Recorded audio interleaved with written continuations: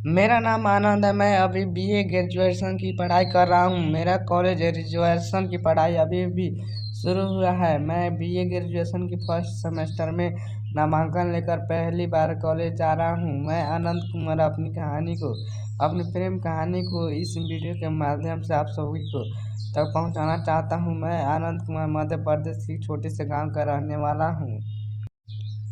मेरी प्राथमिक शिक्षा मेरे गांव के स्कूल से हुई थी। हालांकि आप मैं कॉलेज की पढ़ाई करने के लिए गेहूं से थोड़ी दूर शहर की एक यूनिवर्सिटी में अपना नामांकन किया हूं।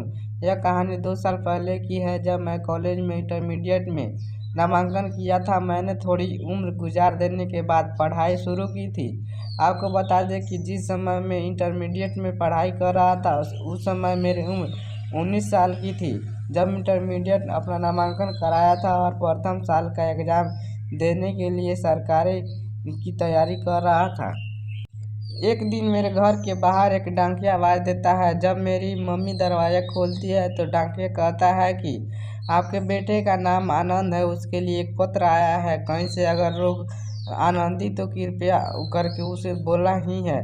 मेरी माँ मुझे आवाज़ देती है और कहती है कि तुम्हारे लिए कोई पत्र आया है कहीं से, डाकिया से जाकर ले लो। मैंने उस पत्र को देखा तो उसमें आनंद कुमार नाम था, लेकिन पता की जगह पर किसी भी कारण से कुमार ना था नाम था, लेकिन पता की जगह से किसी कारण से करो जानवर पर साफ साफ नहीं दिख रहा था। ऐसे में पते के स्थान पर क्या पता लिखा था कुछ समझ में नहीं आ रहा था, लेकिन मेरे शहर का पिन कोड लास्ट में लिखा हुआ था। डाकिया मेरे गांव का हिस्सा शायद मुझे जानता होगा, मेरे नाम को जानता होगा। इसी कारण से किसी और का पत्थर मेरे हवाले कर चला गया था। जब मैंने उस पत्र को खोला तो वह एक प्रेम पत्र था, जिसमें एक लड़की अपने प्रेमी को लिखा था कि लड़की अपने प्रेम पत्र में लिखती है कि जानू, क्या आपको मेरी याद नहीं आती है क्या? मैं आपके बिना किस तरह से जी रही हूँ। मैं आपके प्यार में तड़प तड़प कर मर रही हूँ और आज तक आपका एक पत्र भी मेरे पास नहीं आया। हालांकि मैंने ज़िंदगी में कभी आपको देखा ही नहीं, बस पत्रों के माध्यम से ही बातचीत हो रही है। लेकिन मैंने देखा है कि कुछ दिनों से आपका पत्र बिल्कुल भी मेरे पास नहीं आ रहा है। मैं आपका हाल चाल लेने के लिए बिल्कुल बेबस हो चुकी हूँ। आनंद को पता नहीं चलता है कि पत्र किसका है, लड़की कौन है और प्रेम पत्र किसको लिख रही है। आनंद को लगाकर लड़की बहुत ज़्यादा दुखद प्रेम पत्र लिखी है, इसलिए वह अपने जवाब देने के लिए एक प्रेम पत्र लिखता है और उसमें कहता है कि मुझे कुछ काम था, इसी कारण से मैं तुम्हें पत्र भेजना भूल गया था। दरअसल मैं अब प्रेम पत्र भेजना भूला नहीं हूँ, बल्कि जहाँ मैं आया हूँ वहाँ कोई अगल बगल में डाकघर नहीं है, जिस कारण से मुझे तुम्हारे पास पत्र भेजने में काफ़ी ज़्यादा समस्याओं का सामना करना पड़ता है। मैं यह पत्र लिखने के लिए अपने काम से जहाँ गया हूँ उससे लगभग 40 किलोमीटर दूर एक पत्र भेजने के लिए गया हूँ। हालांकि जहाँ मैं काम करने के लिए गया हूँ वहाँ मेरा प्रोजेक्ट पूरा हो चुका है। ऐसे में अब मैं अपने पहले ही घर पर आ रहा हूँ। अब आपको पत्र पाने में समस्या नहीं होगी। आनंद अपने हाथ से यह पत्र लिखता है और डाकघर में जाकर लड़की के पते पे भेज देता है। कुछ दिनों बाद आनंद को फिर से एक पत्र मिलता है, जिसमें प्रेम भरी बातें और बहुत सारी मिठास लिखी हुई थी। आनंद को यह सब पढ़ने में बहुत मज़ा आ रहा था, जिस कारण से वह और एक पत्र लिखकर उस लड़की के पते पर भेज दिया था। बहुत दिनों तक ऐसा ही चलता रहा। करीब 1 साल से ज़्यादा तक इसी तरह का प्रेम पत्र का आना जाना लगा हुआ था। अब मुझे भी उस लड़की से थोड़े थोड़े प्यार होने लगे थे।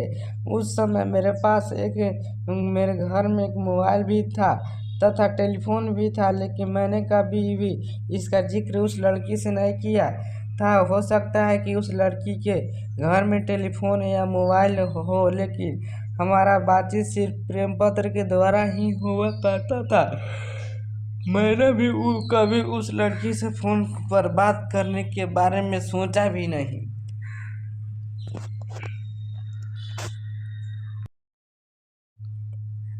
प्रेम पत्रों का आना जाना चालू ही रहा था। अचानक एक दिन मुझे पत्र मिलता है। इसमें लड़की का पत्र मिला। उसमें लिखा हुआ था कि आपसे मिलना चाहती हूँ क्योंकि अब मेरी शादी की उम्र होती जा रही है।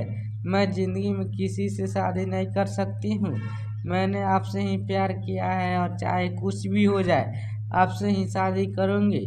इतना सुनते ही मेरा होश उड़ गया था क्योंकि वह लड़की के साथ पत्र लिख रही थी। मुझे नहीं पता था गलती से मेरे पास आ गया है और उसी दिन से मैं उससे बात करने लगा था। ऐसे में जब मैं उससे मिलूँगा तो वह मुझे पहचान सकती है। उसे काफ़ी ज़्यादा दुख हो सकता है। यह बात सोचकर मैंने उस लड़की को कहा कि मैं अभी नहीं मिल सकता हूँ और अभी शादी भी नहीं कर सकता हूँ ताकि वह लड़की मेरा पीछा छोड़ दे और कहीं और शादी करने के लिए राज़ी हो जाए। लेकिन वह लड़की बहुत ज़्यादा ज़िद्दी थी। वह लड़की कसम खाकर बोल गई कि मैं शादी करूँगी तो आपसे ही, वरना ज़िंदगी भर कुंवारी ही रहूँगी। मैं अब सोच लेता हूँ कि जो होगा वो देखा जाएगा। चलो एक बार मिलने का प्रयास करते हैं। दूसरी बार मैंने प्रेम पत्र लिखा और उसके जवाब में कहा कि ठीक है, मैं तुमसे मिलना चाहता हूँ। तुम अगले पत्र में मिलने का पता और जगह भेजना, लिख कर मैं वहाँ आ जाऊँगा। लड़की ऐसा ही करती है। वह पत्र के जवाब में किसी खास तारीख को, किसी खास जगह पर, किसी खास समय पर उसे बुलाने के बारे में प्रेम पत्र पर लिख कर भेज देता है। जिस दिन लड़की उससे मिलना चाह रही थी उस दिन मैं बिल्कुल ही अच्छे अच्छे कपड़े पहनकर उस जगह पर लड़की से मिलने चला गया। लड़की उस जगह पर पहले से ही आ चुकी थी।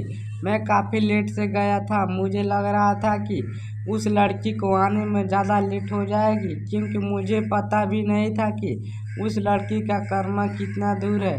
इसी कारण से मुझे थोड़ा लेट ही पहुंचना था। जैसे ही मैं उस जगह पर पहुंचा तो देखा कि एक बहुत खूबसूरत लड़की उस जगह पर खड़ी थी। मैंने लड़की का नाम पूछा तो उन्होंने सही सही बताया। उन्होंने भी पूछा तो मैंने अपना नाम आनंद बताया। लड़की मुझे देखते ही मेरे गले लग कर रोने लगी थी। रोते रोते वह बोल रही थी कि मैं कितने दिन आपके लिए कितनी बार रोया करती थी। आप आज हमसे मिलने आए हैं। आज के बाद हम दोनों कभी अलग नहीं होंगे। इतना कर रोने लगी, मेरे गले लग कर रोने लगी थी। लेकिन मैंने उसके आंसू पोंछते हुए उसे चुप कराया और उसे यह एहसास दिलाया कि मैं अब उसके बिना कहीं नहीं जाऊंगा। मैं अब उससे प्यार करने के बारे में सोच सकता था क्योंकि मुझे अब वो लड़की बेहद ही पसंद आई थी। ऐसे में भी आपसे बहुत ज़्यादा प्यार करने लगा था और वह लड़की बोल रही थी मुझसे शादी करने के लिए। लड़की को बताया और मेरे घर वालों को बताइए। ऐसे में मेरे घर वाले, उसके घर वाले, आप एक दूसरे के रिश्ते के बारे में अच्छी तरह से सोच समझ कर मान लिया था। कुछ दिनों में हमारी शादी होने वाली थी। मैं अभी प्रेम पत्रों के जरिए से ही बात किया करता था। उसके बाद मैंने अपने शहर में आनंद नाम के लड़के को तलाश करने लगा था। मैं सोच रहा था कि आखिरकार हाँ, या लड़की जिस पत्र को लिख रही है वह कौन है और मेरे नाम का शहर में कौन कौन है। फिर वह अचानक आनंद नाम का एक लड़के के घर पर पहुंच गया। लेकिन आनंद घर में नहीं मिला था। उसके माँ बाप घर में से थे। आनंद उसके माता पिता से बात करते करते और कहते हैं कि आपका बेटा कहाँ रहता है। अभी यह सुनकर उसके माता पिता रो नहीं लगते और कहते हैं कि मेरा बेटा की उम्र अभी 18 साल की हुई थी। मेरा मिटना पास के एक स्कूल में पढ़ाई करता था और स्कूल जाते वक्त दुर्घटना से वो उसकी मृत्यु हो गई थी। तभी आनंद रहता है कि मेरा नाम भी आनंद है, मेरी भी उम्र इतनी ही है, क्या मैं आपके बेटा बन सकता हूँ। फिर पहले वाले आनंद के माता पिता और वह प्यारा आनंद वो गले से लगा लेता है और कहता है कि तुम्हारे पिताजी हूँ, तुम ऐसी बात क्यों कर रहे हो। मतलब अब सारी बात मेरी समझ में आ चुके थे। माता पिता मिल गया था। अब मैं रोजाना उसके घर जाया करता था, अपने घर में भी रहा करता था। इसी तरह से हम दोनों के बीच में बहुत ज़्यादा गहरी माता पिता तथा बेटे के बीच में ज़्यादा प्यार हो गया था। लेकिन दोनों माता पिता को बताया, मेरे अपने माता पिता को तो पहले से ही अपनी सभी चीज़ें पता थी, क्योंकि सारी बातें तो उन्होंने की थी। लेकिन दूसरे माता पिता जी को मैंने यह सारी बात बताई, बहुत खुश हो गए। फिर उसके बाद हम दोनों की शादी बहुत ज़्यादा धूमधाम से हुए थे, क्योंकि हमारे दोनों माता पिता खुश थे। वह बहुत ज़्यादा हम लोगों से प्यार करते थे, सब मेरे साथ साथ होगा कि लड़की भी बहुत ज़्यादा खुश थी।